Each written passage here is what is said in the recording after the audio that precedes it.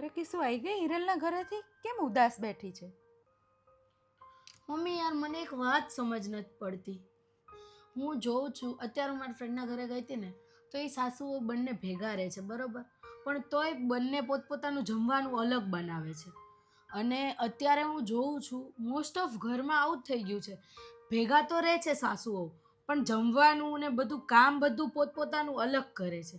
તો ભેગા રહેવાનો મતલબ જ શું છે મમ્મી? એમાં કિસ્સું એવું હોય કે જો સાસુ છે ને વહુ કામ કરતી હોય, રાંધતી હોય, તો સાસુ એની કદર ના કરે અને ચાર ઘરે જઈને એવું કહે કે ભાઈ આવી છે ને કામચોર છે ને, કાં તો કે એવું કહે કે તે મીઠું વધારે નાખી દીધું છે ને આવડતું નથી. આવી બધી લપ કરે ને એટલે વહુ છે ને પછી ના કરે, એમ કે તમે તમારું બનાવો, હું મારું બનાવું. કાં તો પછી વહુ એવી હોય કે પોતાના સાસુને કંઈક હોય તો વાતે વાતે બોલતા હોય, અથવા એક જ ઘરમાં રહીને બંને એકબીજા જોડે વાત ના કરતા હોય, એવા બધા કારણો હોય, એકબીજાનું સહન ના કરતા હોય, એટલે આવું થાય કે છે ને પછી વહુ પોતાનું અલગ બનાવે, સાસુ અલગ બનાવે. પણ જો તમારે એક ઘરમાં રહેવું હોય ને તો બેને એકબીજાનું જતું કરવું પડે, એકબીજા માટે તમારે લાગણી રાખવી પડે.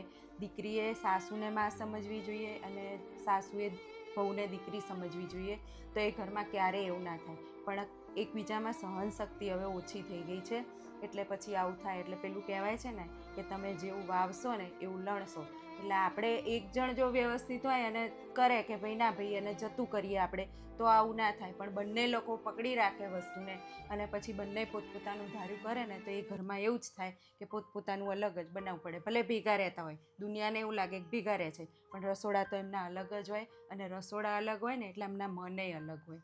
એટલે આના કારણે આવું થાય છે.